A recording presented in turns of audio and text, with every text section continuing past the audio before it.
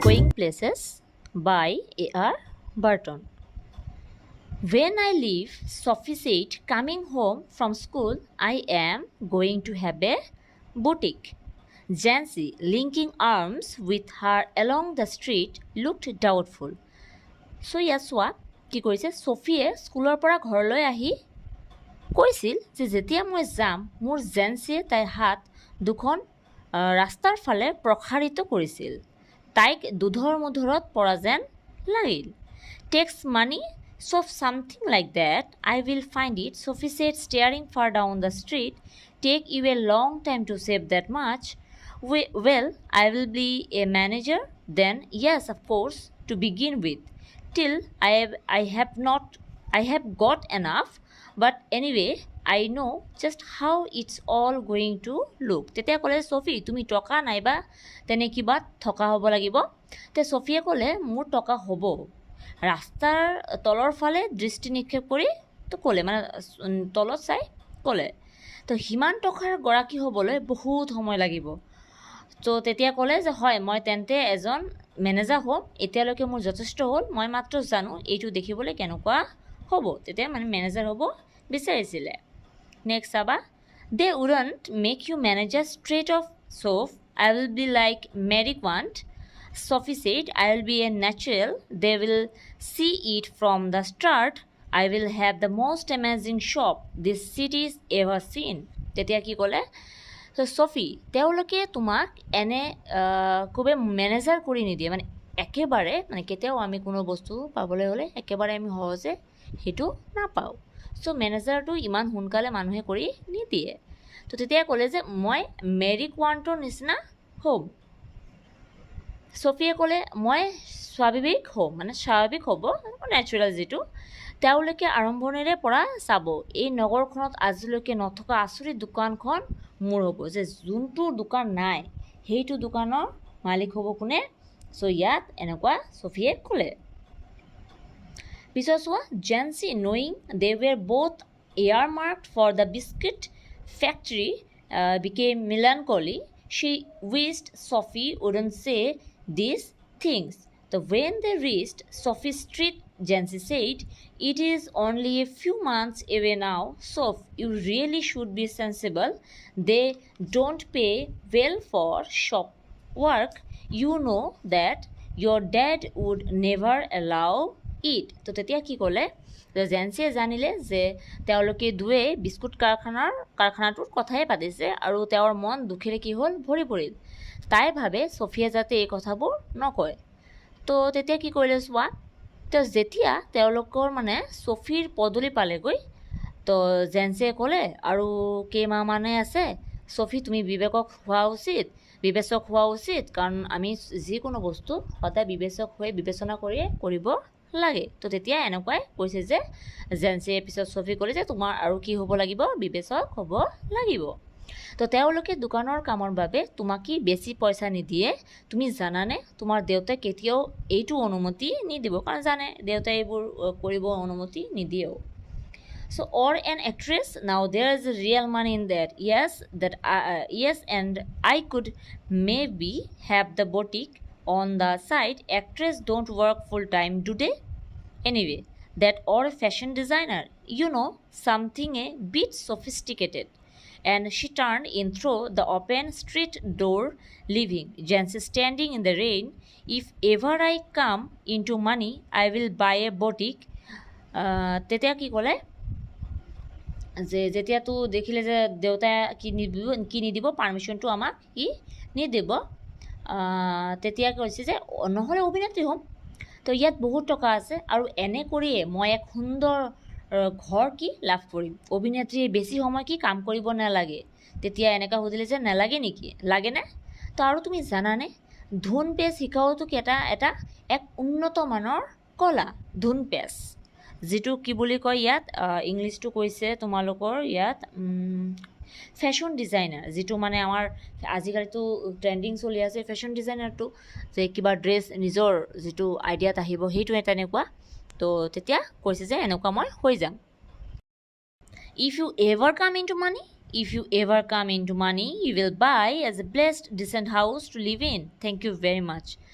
So Sophie's father was scooping shepherd's pie into his mouth as hard as he could go, his plump face still grimy and sweet, marked from the day. তো তেতিয়া কি ক'লে চোৱা, এইটোতো হৈ গ'ল, সিহঁতে ফেশ্বন ডিজাইনৰ কথা পাতিছিলে, তাৰপিছত নহ'লে অভিনেত্ৰী হ'ম এনেকুৱা কৈছে। চ' তেতিয়া কি ক'লে, আৰু তাই ৰাস্তাৰ পৰা ভিতৰত সোমাই দুৱাৰখন খোলা ৰাখি জেঞ্চিক বাহিৰৰ বৰষুণৰ ৰাখি থৈ আহিল। তো তেতিয়া কি কৰিছে চোৱা, Sophie's father was scooping shepherd's pie into his mouth as hard as he could go, his plump face still grim and sweet, or marked from the day. She thinks money grows on this, don't she, Dad? Said little Derek, hanging on the back of his father's chair. তেতিয়া সিহঁতে কি ক'লে যে সিহঁতে কি হ'ব বিচাৰে যে এনেকুৱা ফেশ্বন ডিজাইনাৰ, তেতিয়া দেউতাৰ পৰা কি কৰিব পাৰ্মিশ্যনটো ল'ব। যদি মোৰ কেতিয়াবা টকা হয় মই কি কৰিম কৈছে, ঘৰ কিনিম। তো তোমাৰ যদি টকা হয় তুমি আমাৰ বাবে আশীৰ্বাদ পুষ্ট ঘৰ আমাৰ বাবে থাকিবলৈ কিনিবা, তো তোমাক বহুত বহুত ধন্যবাদ। তো এনেকুৱা তাক কৈছিলে। তো তেতিয়া কি কৰিছে, ছফিৰ দেউতাকে ভেড়া মাংসৰে বনোৱা পিঠা মুখত ভৰাই আছিল। তেওঁৰ স্পষ্ট মুখখন খঙাল দেখা গ'ল আৰু তেওঁ ঘামি আছিল। অকণমানি ডেৰেকে দেউতাকৰ চকীখন পিছফালে ওলমি ক'লে যে তাই ভাবে টকা গছত লাগে নহয়নে বাৰু।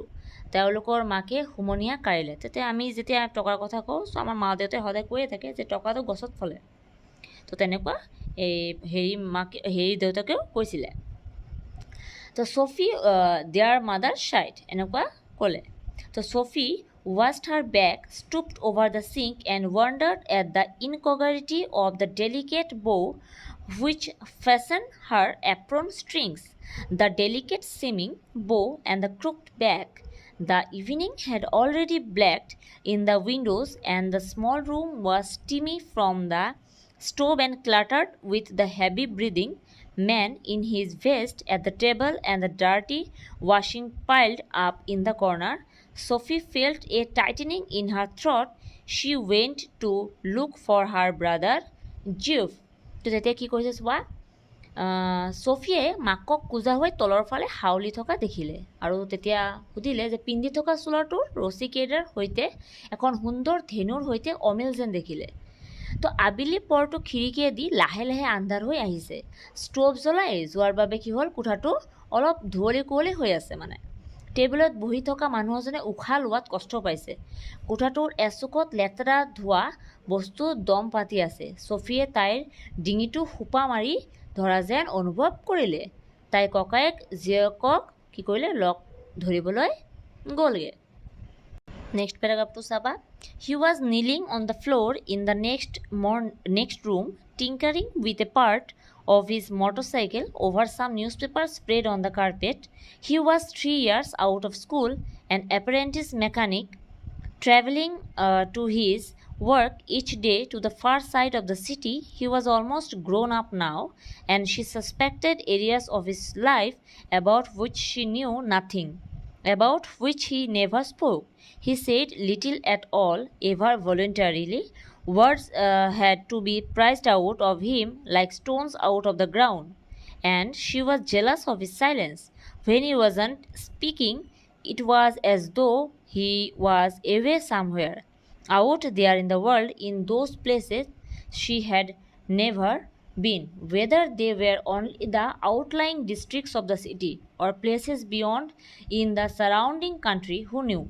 They attained a special fascination simply because they were unknown to her and remained out of her reach.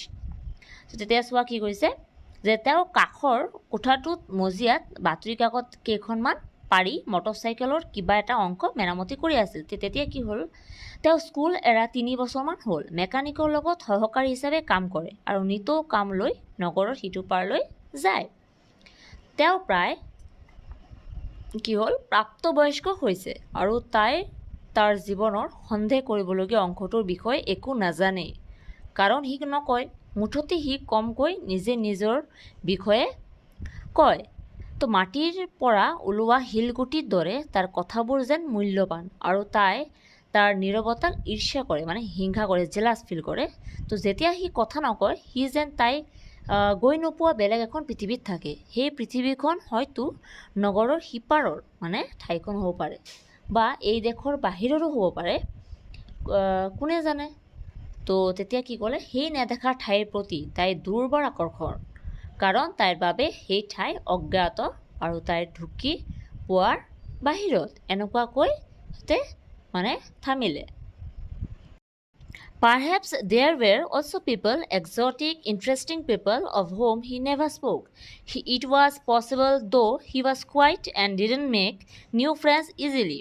She longed to know them. She wished she could be admitted more deeply into her brother's affections, and that someday he might take her with him. Though their father forbade it and Geoff had never expressed an opinion, she knew he thought her too young, and she was impatient.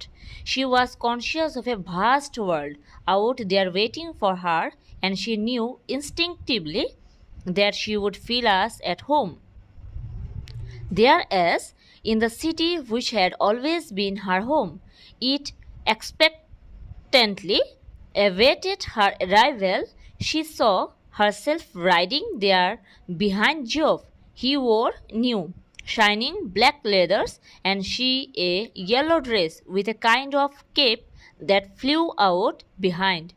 There was the sound of applause as the world rose to greet them. তেতিয়া চোৱা পিছত next পেৰাগ্ৰাফটো চাবা। কৈছে যে চাগে এনে মানুহ আছে যে বিদেশী আকৰ্ষণীয় মানুহৰ লগত কথা নাপাতে। এইটো সম্ভৱ, সি যদিও নীৰৱ, সহজে নতুন বন্ধু পাতিব নোৱাৰে। তাই তাৰ বন্ধুবোৰৰ বিষয়ে জানিব বিচাৰে। তো তেনেকুৱা ক'লে। পিছত ক'লে যে তাই ইচ্ছা কৰে তাইৰ ককায়েক যেন তাইক বেছি গভীৰভাৱে মৰম প্ৰকাশ কৰক, আৰু এদিন তাইক বিশ্বাসত ল'ব আৰু লগ ল'ব।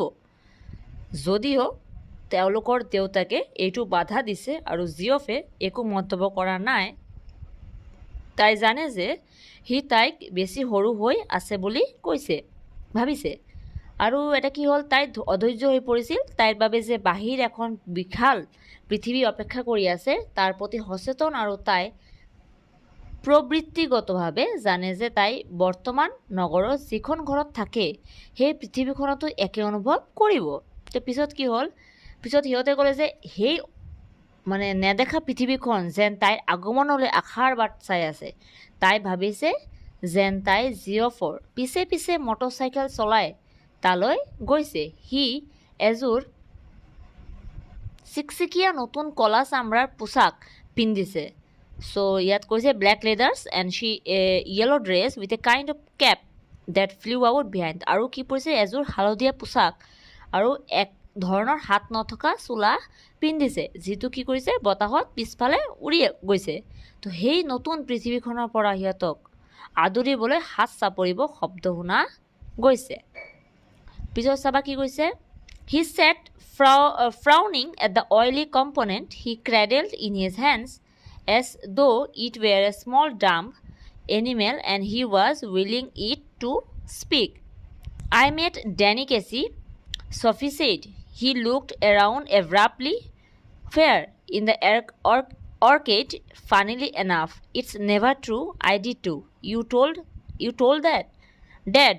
So she shook her head, chastened at his unawareness that he was always the first to share her secrets. I don't believe it. There I was looking at the clothes in Roy's window when someone came and stood beside me, and I looked around, and who should it be but Danny Casey. তেতিয়া কি কৈছে যে সুধিছে, তো সি মুখখন কি কৰিছে, মানে ঘোপা কৰি তেলীয়া হাতখন জোকাৰি বহি আছে, তো যেন এক বোবা অকণমানি জন্তুৱে সি কথা ক'বলৈ বিচাৰিছে। চ' ইয়াত কৈছে যে আই মেট ডেনি কেচি চফি জেড, কৈছে মই ডেনি কেচি কি কৈছিলোঁ, লগ পাইছিলোঁ, চফিয়ে ক'লে। তো হি লুকড এৰাউণ্ড এব্ৰাপ্টলি হুৱেৰ, তেওঁ হঠাতে ঘূৰি ক'লে ক'ত। চ' ইন দ্য অৰ্কেড ফানিলি এনাফ, তো সেই ঘৰবোৰৰ মাজত বাটিটি যথেষ্ট হাঁহি উঠা আছিল। তো সেই হঠাতে ঘূৰি ক'লে ক'ত, তেতিয়া ক'লে যে এনেকুৱা। তো ইটছ নেভাৰ ট্ৰু, তেতিয়া ক'লে যে নাই এইটো সঁচা হ'ব নোৱাৰে। আই ডিড টু, ময়ো বিশ্বাস নকৰিছিলোঁ। তো তেতিয়া শ্বি শুক হাৰ head, chastened at his unawareness that he was always the first to share her secrets. তো তেতিয়া তই কৈছে যে তুমি দেউতাক ক'লা নেকি, তাই মূৰ জোকাৰিলে আৰু এটা কৈছে যে তাই নিজৰ অসতৰ্কতাৰ প্ৰতি সচেতন হ'ল যে সিয়ে তাইৰ গোপন কথা ভাগ লোৱা প্ৰথম লোক। তো আই ডোণ্ট বিলিভ ইট, কৈছে মই বিলিভ নকৰোঁ এইবোৰ কথাত। So there I was looking at the close at Roy's window when someone came and stood beside me and I looked around and who should it be but Danny গেছে। তো তেতিয়া ক'লে যে তাত মই ৰয়েছে কি ঘৰৰ খিৰিকীৰ পৰ্দালৈ চাই আছিলোঁ, তেতিয়া কোনোবা এজন আহি মোৰ কাষত ঠিক দিছিলহি। তেতিয়া মই ঘূৰি চাই ডেনি গেছিকে দেখা পাইছিলোঁ। চ' এইটো হৈছে তোমালোকৰ লাষ্ট পেৰাগ্ৰাফটো।